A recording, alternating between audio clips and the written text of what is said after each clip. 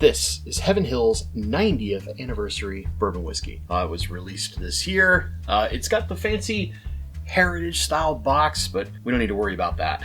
This is a 9-year bourbon, but it's blended between 70% of their standard bourbon mash bill, done exactly as they would normally, and then 30% same mash bill, but in heavy char barrels. It's at the original entry proof of 107 proof back when Heaven Hill started in 1935, and this bad boy is at that barrel entry proof. So it's a 107 proof 9-year whiskey at a $125 MSRP. For a while, I didn't think I was getting one of these. I got really lucky. Some friends tipped me off when I hit my local Total Wines, and I missed it at one spot, but with some other help from some friends, I picked one up. So we're going to review on 2 Minute Tuesday the Heaven Hill 90th anniversary. I've seen a lot of good things about this, and I'm pretty excited about it. So let's dig into this bad boy. Cork pop. Solid. Now, while we give that pour a little bit of a rest, we're going to go over the handy-dandy information here in the pamphlet and something else that I feel is pretty appropriate for us to talk about before we get into our tasting notes. This limited edition bottling commemorates Heaven Hill's 90th anniversary with a blend of Kentucky straight bourbon carefully crafted by our master distillers. Marketing. The whiskey is comprised of 70% 9-year-old bourbon and 30% 9-year-old bourbon aged in heavy char barrels, filled on our 80th anniversary in 2015. So a lot of significance going on, right? We filled the barrels in 2015.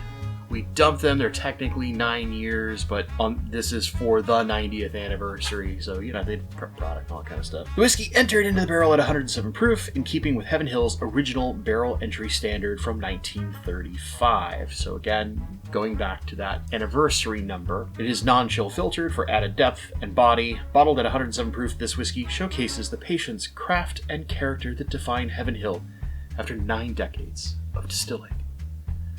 Marketing. Now, here's the real significance. For some of you who are maybe big Heaven Hill fans, heavy char means something. Some of the most prestigious, as far as more recent releases of Parker's, have been the heavy char wheat, the heavy char bourbon, and the heavy char rye. This is not something they use very regularly, so when the heavy char starts coming around, usually it means we should pay attention. So with that being said, let's dig into the Heaven Hill 90th anniversary and see whether or not this thing's worth chasing down. As always, we start with color, and for a 9-year, we have a nice, typical bourbon color here, but it's got a little bit of extra darkness to it. At 9 years and 107 proof, we're not expecting crazy viscosity, but we've got some good legs forming through here, but not that army of tiny little legs that we see with much older whiskey or higher proof whiskey. But still, for 107 proof in 9 years, looking pretty good. Let's get into the nose, and I'm excited right away. The nose has a definite influence from that heavy char. There's definitely some barrel spice in there, but there is a nice kind of forward honey roasted kind of nuts. Also in there's lots and lots and lots of sweetness, and a little bit of that oak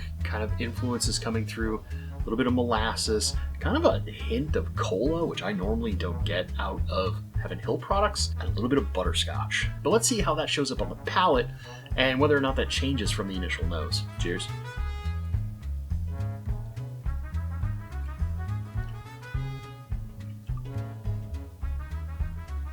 Wow. The big thing I get up front is this huge kind of butterscotch, toffee, and vanilla sweetness with just a hint of cherry in there. And then you start getting all the barrel spice, kind of a little bit of leather, this kind of graham crackery thing going on. This is surprisingly good. That nuttiness that's in the nose, that kind of honey roasted side, that's definitely coming through, almost kind of like pecan. And with that kind of butterscotch toffee thing, you almost think kind of a praline thing going on. All the things that I like about a lot of Heaven Hill are coming through strongly, and what I'm not getting is the kind of Sharpie note that can come out of some of the ECVPs for me. I'm pretty sensitive to that. It's not here at all, and it is fantastic. As we get into the finish, this hangs on pretty well for only 107 proof in 9 years. It's got lots of that barrel char. That heavy char influence is there. It's bringing this nice kind of spiciness to it, almost like a little bit of clove, but all that sweetness lingers the whole way. And when you get to the very back, that butter popcorn that I love that comes out of some ECVP picks, it's coming in, it's saying hi, it's finishing out with that kind of spice. So let's get into an overall score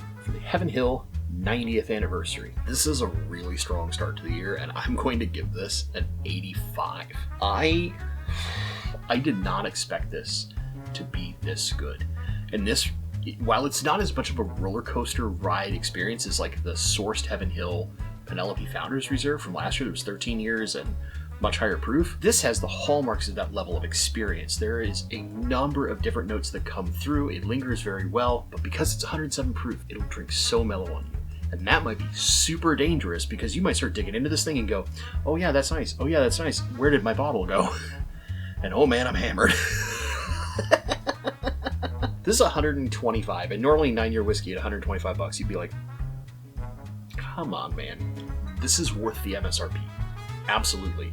And I've seen the secondary on these as kind of like 200 to 225. If you're a really big Heaven Hill fan and you don't have one and you're willing to spend that much, I honestly think it might be worth it.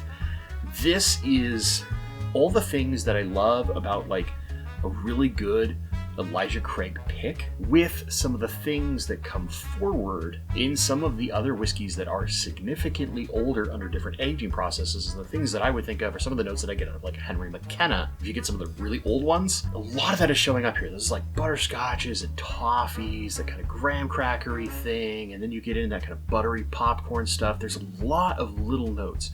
You're not getting this like crazy confectionery or bright fruit thing. There's like a hint of cherry. You're getting this wonderful profile that is sweet and savory together, and all the hallmarks that I think are some of the best things that come out of Heaven Hill, at least in their bourbon. We'll put it that way. Their weeded profile is a little different, but this is absolutely lights out. And if you can find it at MSRP, pick it up if it's within your budget, because this